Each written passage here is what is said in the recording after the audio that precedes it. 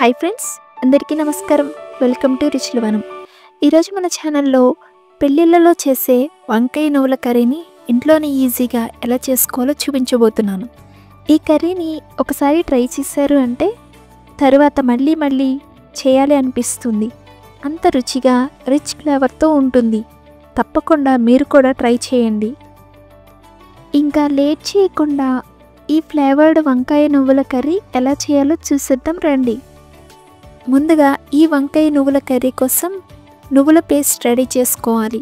దానికోసం stove on చేసి ఒక ప్యాన్ పెట్టుకుని దానిలో 1 టేబుల్ స్పూన్ ధనియాలు వేసుకుని తర్వాత 3 టేబుల్ స్పూన్ల నువ్వులు వేసుకుని 3 ఎండుమిర్చి 1 టీ స్పూన్ జీలకర్ర వేసుకుని లో ఫ్లేమ్లో బాగా ఫ్రై అయ్యే వరకు ఫ్రై చేయాలి.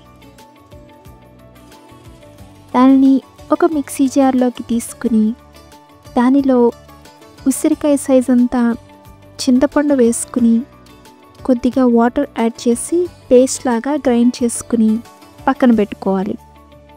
ఇప్పుడు కర్రీ చేసుకుందాం. స్టవ్ ఆన్ చేసి ఒక ప్యాన్ పెట్టుకుని దానిలో 3 టేబుల్ స్పూన్ల ఆయిల్ వేసుకోవాలి. ఆయిల్ వేడయ్యాక దానిలో 1/2 టీ స్పూన్ ఆవాలు, కొద్దిగా కరివేపాకు వేసుకుని ఫ్రై చేసుకోవాలి. అది ఫ్రై అయ్యాక 1/2 కప్ సన్నగా తరిగిన ఉల్లిపాయలు వేసుకుని ఆనియన్స్ లైట్ పింక్ కలర్ వచ్చే వరకు ఫ్రై చేసుకోవాలి.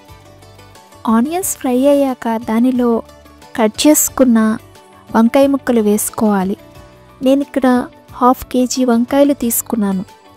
వంకాయలు కండ్రగా రాకుండా ఉండాలి అంటే వెంటనే 1/2 టీ స్పూన్ పసుపు, కొద్దిగా సాల్ట్ వేసుకుని బాగా కలిపి వంకాయలు బ్రౌన్ కలర్లోకి వచ్చే వరకు ఫ్రై చేసుకోవాలి. మూత పెట్టి బాగా ఫ్రై అవ్వనివ్వాలి. ఇలా బాగా ఫ్రై అయ్యాక మాత్రమే మనం ముందుగా గ్రైండ్ చేసుకున్న నువ్వుల పేస్ట్ని యాడ్ చేసుకుని 1 టీ స్పూన్ కారం వేసుకుని లో ఫ్లేమ్లో 1 నిమిషం వరకు ఉడకనివ్వాలి. 1 నిమిషం తర్వాత 1 గ్లాస్ వాటర్ అంటే 200 ml వాటర్ యాడ్ చేసి బాగా కలుపుకొని మూత పెట్టి ఫ్లేమ్ని మీడియం టు హైలో ఉంచి ఉడకనివ్వాలి. మధ్యలో మూత ఓపెన్ చేసి గరిటెతో తిప్పుతూ కర్రీ దగ్గరకు వచ్చే వరకు ఉడికించాలి.